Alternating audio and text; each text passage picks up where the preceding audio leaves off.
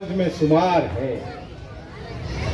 इसलिए भी कि मेरा भाई जुनैद कह रहा था, मेरा भाई इम्तियाज काउंसलर यहाँ पर, मेरा भाई अकबर भट्टी यहाँ पर, शरीफ घाची यहाँ पर, शकील घाची यहाँ पर, उस्मान गनी यहाँ पर, ताज खान यहाँ पर, शहीद खान यहाँ पर, मेरे तमाम यारों के बीच में। दोस्तों, मैं भी उसी नबी का मानने वाला, मैं भी उसी अल्लाह का मानने वाला, लेकिन वक्त यह है कि मनफत एक है, इस कौम का नुकसान भी एक ही, सबका नबी, दीन भी, ईमान भी एक, हरम एक, पाक भी, अल्लाह भी, कुरान भी एक। क्या बड़ी बात थी होते जो मुसलमान भी एक। इसलिए कहना पड़ रहा है कि हमने इस मुल्क के अंदर सबसे ज्यादा इंतशार पैदा करने का काम, हमारे समाज में बिखराव पैदा करने का काम, हमारे इत्तेहाद और इत्तेफाक को बिखेर बिखेर करने का काम तो अगर किसी ने किया है मुल्क में, तो आप सब जानते हैं कौन है। जानते हैं कि नहीं? जानते हैं कि नहीं? बोलिए। इसलिए इशाक शेख कहता, क्या फकत शोर मचाने से नहीं कुछ होगा, सिर्फ फोटो को हिलाने से नहीं कुछ होगा। जिंदगी के लिए बेमौत ही मरते क्यों हो, अहले ईमान तो फिर मौत से डरते क्यों हो। अब तो जागो के तबाही के दहाने पर हो, और कोई नहीं, तुम लोग निशाने पर हो। सारे गम सारे गिले शिकवे भुला कर उठो, दुश्मनी जो भी है आपस की मिटा कर उठो। खुद को पहचानो कि तुम लोग वफा वाले हो, मुस्तफा वाले हो, मोमिन हो, खुदा वाले हो। शिया सुन्नी की वहाबी की हदों से निकलो, परचमे अमन लिए अपने घरों से लिख लो। राह में फैले अंधेरों को मिटाने के लिए एक होना है तुम्हें, देश बचाने के लिए। सर उठाओगे तो हर खौफ निकल जाएगा, सर उठाओगे तो हर खौफ निकल जाएगा, और एक हो जाओगे तो माहौल बदल जाएगा। एक हो जाओगे तो माहौल बदल जाएगा। हो गए कि नहीं दोस्तों? ये शुरुआत 4 मार्च से करेंगे, ये शुरुआत दरियापुर से करेंगे, ये शुरुआत अहमदाबाद से करेंगे, ये शुरुआत उस गुजरात से करेंगे जिस गुजरात को नरेंद्र मोदी ने बनाया है। हम ऐसा गुजरात बनाएंगे जिसका ख्वाब राहुल गांधी ने देखा। दोनों के ख्वाबों में बहुत फर्क है। हम वो लोग नहीं है। लोग कहते हैं कि राम राज्य आएगा। किसने मुखालफत की राम राज्य की? लेकिन राम राज्य का मतलब ये नहीं है कि शेर के पेट में बकरी पानी पिए। राम राज्य का मतलब है शेर और बकरी एक साथ एक घाट पर पानी पिए। गयासुद्दीन शेख साहब, गयास भाई, हरदिल अजीज एमएलए, दोस्तों, वो शख्स आया डायस पर जिसके लिए मैंने लिखा कि कदम कदम पे सितारे उतर के आएंगे, तेरे नसीब में तारे उतर के आएंगे। सहारा बन के निकल घर से बेसहारों का, तेरी मदद को फरिश्ते उतर के आएंगे, तेरी मदद को फरिश्ते उतर कर आएंगे। एक किरदार की जिंदगी जीने वाला शख्स, इसके लिए कहा था इशाक शेख ने गयास भाई के लिए कि हमने किरदार की चादर कहां काली की है, हुक्मरानी भी की है तो मिसाली की है। एक मिसाली किरदार वाली जिंदगी जीने वाला शख्स, कई बार उम्रा करने वाला, अपने इलाके का दर्द नहीं अपनी कौम का दर्द लेकर जीने वाला, और वो कौम के दर्द में उसने उसके प्यारे नबी ने जो उसे सिखाया है उस पर साबित कदम रहने वाला। इसलिए कि इंसानियत के वास्ते लड़ने का वक्त है, अपने लहू से आप संवरने का वक्त है। इंसानियत हुसैन है, दौरे यजीद है, एक और करबला से गुजरने का वक्त है, एक और करबला से गुजरने का वक्त है।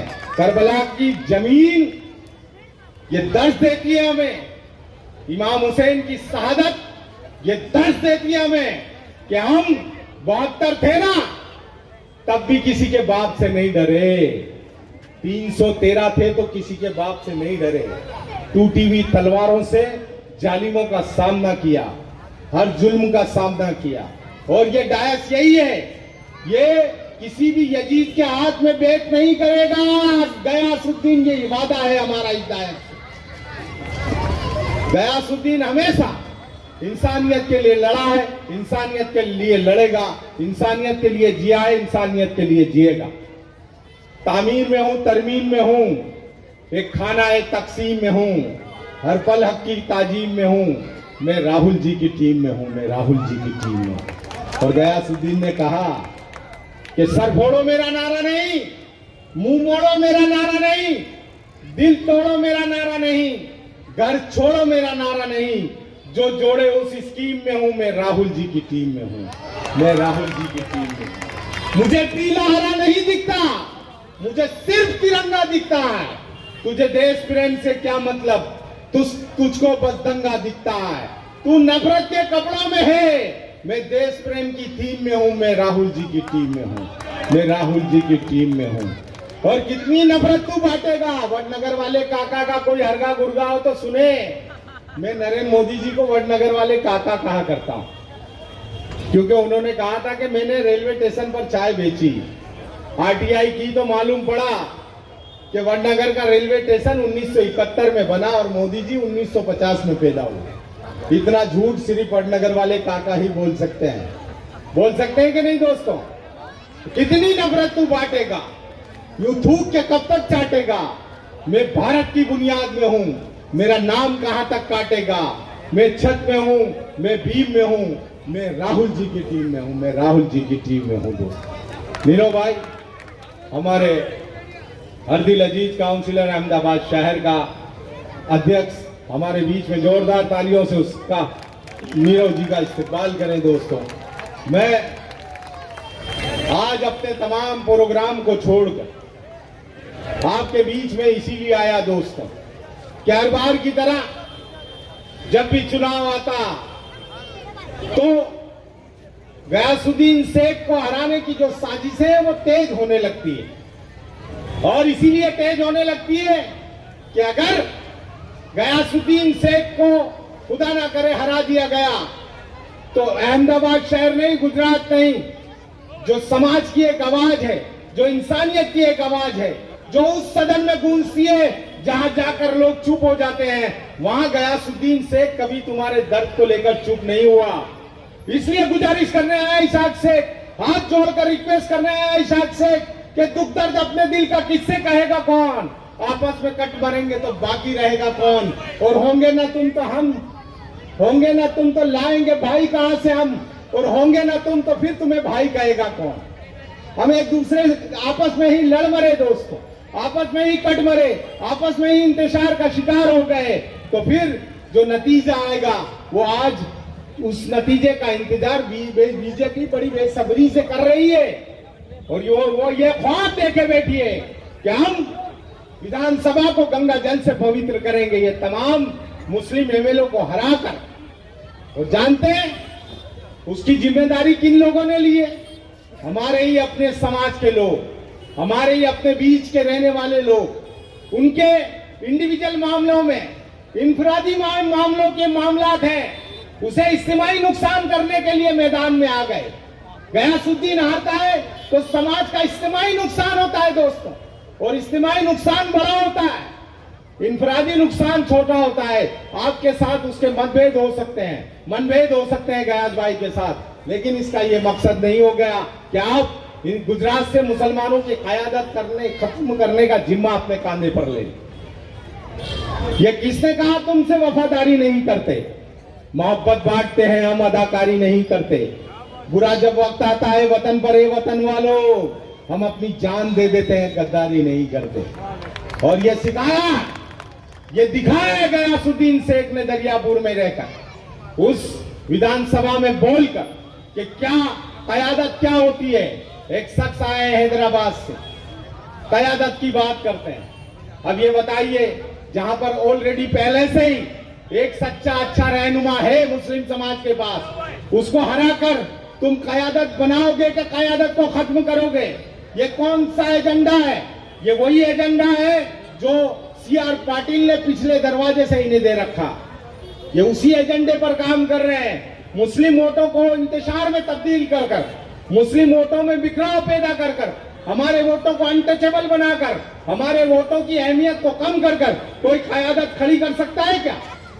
क़यादत को खत्म की जा सकती है इंतशार पैदा कर कर। और वो साजिशें सिर्फ दरियापुर में नहीं, सिर्फ जमालपुर में नहीं, पूरे गुजरात में डंके की चोट पर की जा रही है। क्योंकि लोग ये कहते हैं कि ईवीएम पर उनका कब्जा है, ईवीएम पर नहीं। हिंदुस्तान के तमाम तंत्र को अपनी जेब में रखकर घूम रहे मोदी जी। लेकिन इसाक शेख कहता है कि चीन ने गरीबों का हार निवाला बैठा, मुल्क के खजाने पर नाक काला बैठा, होंठ सबके जलते हैं और जिगर भी जलते हैं जब से तख्ते दिल्ली पर ये चाय वाला बैठा। ये मेरी बात एक एक बात है आपको आईने की तरह, मोती की तरह सच लगेगी। क्योंकि मैं नरेंद्र मोदी जैसा झूठ नहीं बोलता, मैं सच लिए खड़ा रहा शब्बीर की तरह। दुनिया ने बढ़ के चूम लिए झूठ के कदम। झूठ बोलने का आदि नहीं, सच बोलने का आदि हूं दोस्तों। और सच्चाई यही है कि हम अगर एक रहे तो हमारी क़यादत जिंदा रहेगी, हम में इत्तेफाक रहा तो हमारी क़यादत जिंदा रहेगी। इसलिए मुत्तहिद हो जाओ वरना सर उतारे जाएंगे, मुंतशिर रहकर तो हम किस्तों में मारे जाएंगे। और उसका इलाज बताता हूं गयास भाई, उसका इलाज एक एक बच्चा यहां से मेरा ये शेर लेकर घर जाना और 5 तारीख को उस पर अमल करना कि सांप आस्तीनों के जब तक न मारे जाएंगे, हौसला कितना भी हम जंग हारे जाएंगे। और आप सब जानते हैं जो गयासुद्दीन को हराने निकले, जो इमरान खेड़ावाला को हराने निकले, जो इंसानियत के अलमबरदारों को हराने निकले, उन लोगों के फनों को कुचलने का वक्त है, उनको जवाब देने का वक्त है। कब तक लोग तुम्हारे वोटों का सौदा करते रहेंगे, तुम्हारे सरों को बेचते रहेंगे, तुम्हारे वोटों को बेचकर तुम्हारी जरूरतों को बेचते रहेंगे? क्यों आज एक ऐसा वक्त क्यों आ गया दोस्तों मुल्क के अंदर कि राहुल गांधी जैसे जो पैदा हुए मुंह में सोने का चम्मच लेकर, जिसके परदादा ने अंग्रेजों के खिलाफ लड़ाई में अपने घर का तमाम धन कुर्बान किया, 1000 से ज्यादा दिन जेलों में गुजारने पड़े, जिन्हें उनकी दादी के सीने में 32 गोलियां इसलिए दाग दी गई कि उन्होंने आतंकवाद को खत्म करने का जिम्मा अपने कांधे पर ले रखा था। वो पीछे नहीं हटे, राजीव गांधी पीछे नहीं हटे। उन्हें मालूम था कि मैं ये आतंकवाद के खिलाफ लड़ाई लड़ूंगा तो मुझे जान से हाथ धोने पड़ेंगे, लेकिन उसके बावजूद भी वो अपनी राह से डगमगाए नहीं। उसी तरह ये राहुल गांधी भी उन्हीं का बेटा आज जानता है कि ये गोडसे का दौर है। गोडसे के दौर में गांधी की बात करना बहुत मुहाल हो चुका है, क्योंकि हर एक लफ्ज जुमला है, हर एक लफ्ज झूठ है। जो चाहे बेच दो तुम्हें तो बेचने की छूट है, और बदन पे चौकीदार के जो लग टके का सूट है, ये धर्म की अफीम दे के नौकरी की लूट है, ये धर्म की अफीम दे के नौकरी की लूट है। नवाजता तुम्हें तो कोई गरीब के मकान से, लगा रहे हो आग तो सिर्फ धार्मिक बयान से। अवाम खुद बची रहे कि हाथ धोए जान से, नवाब बन के रह रहे हो जिस महल में शान से। फकत फजूल फैसले में वक्त मजबूत गुजार दो, नरेंद्र जी घमंड के लिबास को उतार दो। मैं रोजगार मांगता हूं, मुझको रोजगार दो। बेरोजगार हो गया पूरा मुल्क, एक आदमी की नफरत की बातों में आकर, एक आदमी के धर्म के नकली धर्म के झांसे में आकर, एक आदमी की बनावटी राष्ट्रवाद की बातों में आकर पूरा मुल्क परेशान हो गया। तमाम धर्म, तमाम जाति, तमाम भाषा के बोलने वाले लोग आज वो हाल जिंदगी के जी रहे हैं दोस्तों, जिसका बयान इस माइक से करें तो सुबह से शाम हो जाएगी। 2 वक्त की रोटी लोगों को मैसर नहीं है। ऐसा दौर अगर किसी की वजह से आया तो सिर्फ एक ही शख्स उसका गुनहगार है, और वो शख्स का नाम नरेंद्र मोदी है, जिसके कुशासन की वजह से, जिसकी अनावड़त की वजह से, जिसकी जाहिलियत की वजह से आज मुल्क बर्बादी के पादान पर आकर खड़ा हो गया है, बर्बादी के कगार पर आकर खड़ा हो गया है। और गालियां किसे दी गई थी? गालियां उस शख्स को दी गई थी जिसका नाम मनमोहन सिंह था, जिसने 3 बार पीएचडी किया था विद इकोनॉमिक्स।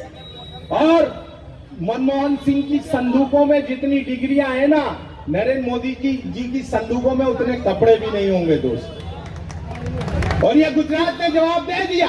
दोरा जी की सभा आप देखेंगे, मैंने कहा मीडिया वालों को कि मोदी जी के पास तो ड्रोन है, वो ड्रोन भेजकर तमाम जासूसी कांड करा लेते हैं, तो दोरा जी पर भी ड्रोन भेजना था कि वहां पर मोदी जी को सुनने कोई नहीं आया।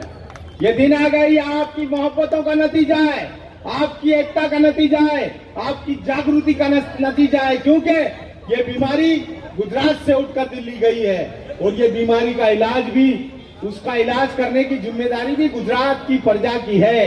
एक एक उस फर्द की है, एक एक उस शख्स की है, एक एक उस वोटर्स की है जिनके वोटों की वजह से आज हिंदुस्तान में आफत आ गई है।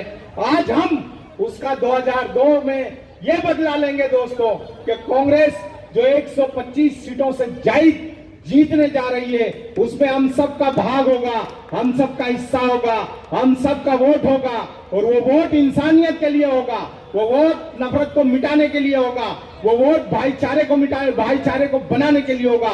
क्योंकि प्यार और विश्वास का हर एक सहारा मर रहा है, मोह माया की लगन में विश्व सारा मर रहा है, स्वार्थ के रिश्ते टिके हैं झूठ की बैसाखियों पर। भाई तो जिंदा है लेकिन भाईचारा मर रहा है, भाई तो जिंदा है लेकिन भाईचारा मर रहा है। दुनिया भर के कौभांड कर दिया आपने इस मुल्क के अंदर। आप कहते हैं 70 साल में कांग्रेस ने क्या किया? जवाब देता है इशाक शेख, जब हमें ये मुल्क मिला था ना कांग्रेस को, जब मुल्क गुलाम था जिसे अंग्रेजों ने 300 साल लूटा था, उस मुल्क को जब इन कांग्रेस के हाथों में दिया गया ना, सुई तक नहीं बनती थी इस मुल्क में। सुई ना बनने वाले मुल्क को परमाणु संपन्न करने का काम अगर किसी ने किया तो वो कांग्रेस की विचारधारा ने किया दोस्तों, परमाणु संपन्न बना दिया। लेकिन कहीं पर भी कांग्रेस के लीडरों के प्रचार प्रसार में देश का करोड़ों अरबों खरबों रुपया खर्च नहीं हुआ। खर्च हुआ डैम बनाने में, खर्च हुआ ब्रिज बनाने में। ऐसे ब्रिज नहीं, मोरबी जैसे ब्रिज बनाए तो आज गयास भाई लोग डरते हैं कि यार ये ब्रिज पे से गुजरूंगा मैं तो पहले तलाश कर लूं, पहले आरटीआई कर लूं कि ये ब्रिज कहीं मोदी जी ने तो नहीं बनाया। कांग्रेस के बने हुए स्कूल में पढ़ो तुम, कांग्रेस की बनाई हुई इंस्टीट्यूटों में जिंदगी जियो तुम, पेंशन से लगाकर दुनिया भर के तमाम सिस्टम दे कांग्रेस, उसे खत्म करो तुम, पूरे मुल्क को नफरत की आग में झोंक दो तुम। आज किसी से तुम्हारे ताल्लुकात नहीं, उसकी वजह क्या है? क्यों? कि तुम्हारे पास शासन नहीं, सिर्फ कुशासन है और वो कुशासन की देन है। इसलिए मैं आप सभी से गुजारिश करता हूं, बहुत अच्छी तकरीरें करना आती है अल्लाह के फजलो करम से, उस प्यारे नबी की दुआ है, मैं भी वही नबी का गुलाम। लेकिन यहां दीनी बातें कर कर आपको जज्बात में लाकर, जज्बात का दौर नहीं है दोस्तों, 2 मिनट में जज्बात में ला दूं मैं आपको, लेकिन उससे हासिल कुछ नहीं होने वाला। क्योंकि ये दौर हिकमत अमली का है, हमारे समाज को बचाकर, हमारे शहर को बचाकर, हमारे राज्य को बचाकर, हमारे देश को बचाने का है। और वो जिम्मेदारी हमारी है, क्योंकि हमने ये एक ऐसा दौर आ गया, अंग्रेजों का एक जो दौर था गयास भाई, अंग्रेजों ने हुक्मचंद जैन को जिंदा कब्र में लेटा दिया था, जिंदा, और मुनीर बेग को जिंदा चिता पर जला दिया था। क्यों किया था ऐसा? इसलिए कि हिंदू मुसलमान दंगे हो जाएं। लेकिन उस दौर का हिंदू, उस दौर का मुसलमान जानता था कि ये दंगे हुए तो अंग्रेजों को मदद मिलेगी, अंग्रेज मजबूत हो जाएंगे। दंगा नहीं हुआ। अब ये कोशिशें टीवी चैनलों के जरिए, ये कोशिशें डिबेट के जरिए, ये कोशिशें टीवी क्या बोलते हैं इंग्लिश में, प्रिंट मीडिया के जरिए पूरे मुल्क में बार बार लगातार हम तमाम धर्म जाति के लोगों को लड़ाने की कोशिशें, काविशें लगातार जारी है। लेकिन पूरे देश का, हिंदुस्तान का जो जमीन है वो जाग चुका है। वो जागा इसलिए है कि उसे मालूम है कि हम आपस में लड़े, अगर हम आपस में लड़ेंगे तो ये जो खाली बर्तन है ना मोदी जी का, ये जीत जाने वाला है। इसलिए लड़ना बंद कर दिया है मुल्क के लोगों ने। क्योंकि कैसे लड़े? अब हमें लड़ना है महंगाई के खिलाफ, अब हमें लड़ना है बेरोजगारी के खिलाफ, अब हमें लड़ना है भ्रष्टाचार के खिलाफ, अब हमें लड़ना है उन बलात्कारियों के खिलाफ, अब हमें लड़ना है वो 32 पेपर जो लीकेज कर दिए गए और हमारे नौजवान बच्चों के हाथों में से जो रोजी रोजगार छीन लिया गया, उनको हक दिलाने के लिए लड़ना है दोस्तों। आपस में लड़के ये मसले हल नहीं होंगे, ये मसले और उलझ जाएंगे। और ये मसलों को सुलझाने के लिए हमारे देश में फिर से अमन लौटे, हमारे देश में फिर से भाईचारा लौटे, वो प्यार और अखवत लौटे।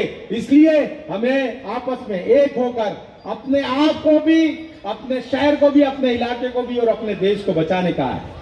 सदाकत पर जो रहबरी है वो तस्लीम करता हूं। ये बैठा गयासुद्दीन शेख, इसकी नजर करता हूं ये बात कि सदाकत पर जो रेबरी है वो तस्लीम करता हूं, जो सच्चा रहनुमा है उसकी मैं ताजीम करता हूं। तासुब को बढ़ावा देने वाले रहबर बोलो, जमीन और जर्फ के सौदागरों अपनी जबान खोलो। तुम्हारा फर्ज क्या है और ये क्या कर रहे हो तुम? जवानाने वतन के दिल में नफरत कर रहे हो तुम। जरूरत है उजालों की अंधेरा कर दिया तुमने, कि लफ्ज़ रहनुमाई को भी गंदा कर दिया तुमने। गरीबों के नगर में जब भी कत्लेआम होता है, तुम्हारे बाजुओं में हुस्न लब पे जाम होता है, तुम्हारे ही इशारों से चमन में आग लगती है, तुम्हारे कारनामों से बदन में आग लगती है। तुम्हें हिंदू से हमदर्दी न मतलब है मुसलमान से, वफा का दर्श गीता से लिया ना तुमने कुरान से। मगर मजहब का नाम आ जाए तो नारे लगाते हो, यहाँ देरो हरम के नाम पे झगड़े कराते हो। चलाया जंगली कानून इंसानों की बस्ती में, गिरे हैं मंदिरों मस्जिद तुम्हारी सरपरस्ती में। मैं शायर हूं जो देखूंगा वही हर बार लिखूंगा, तुम्हें गद्दार लिखा है तुम्हें गद्दार लिखूंगा। मेरे ताज खान की जो रिक्वेस्ट है उस पर ताज खान की फरमाइश भी पूरी कर दूं। आप सबकी नजर, जो मेरा दर्द है, मेरी कौम का दर्द है, मेरे समाज का दर्द है। 43 सभाएं हिंदुस्तान में CNRC के खिलाफ करके आने वाला शख्स ये इशाक शेख आपके बीच में आया है।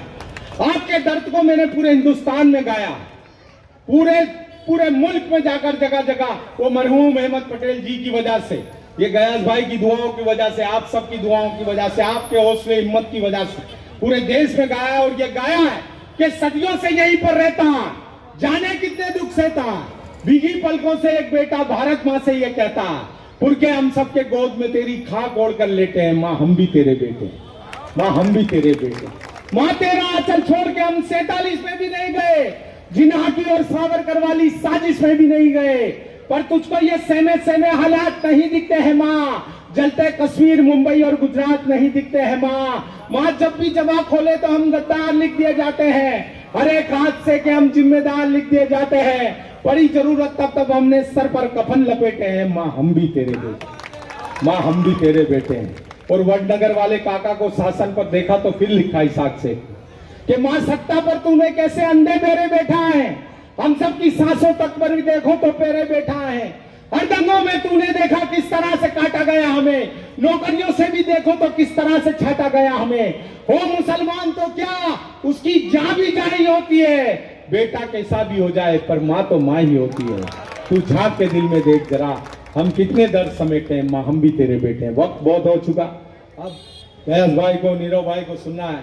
मैं फिर से आप सभी से हाथ जोड़कर गुजारिश करता हूँ कि हम किसी के बहकाव में ना आकर, किसी की बातों में ना आकर, आपने बरसों तक गयासुद्दीन को जो प्यार मोहब्बत लुटाई है और उस मोहब्बत और प्यार का जो बदला गयासुद्दीन ने आपको दिया है, आपके दर्द में खड़े होकर, आपके लिए लड़कर, आपकी बातों को सदन में रखकर, सड़कों पे रखकर, हर उस लीडर के साथ भी लड़ाई कर दी जो उसकी बातों को नहीं मान रहा था, नहीं समझता था।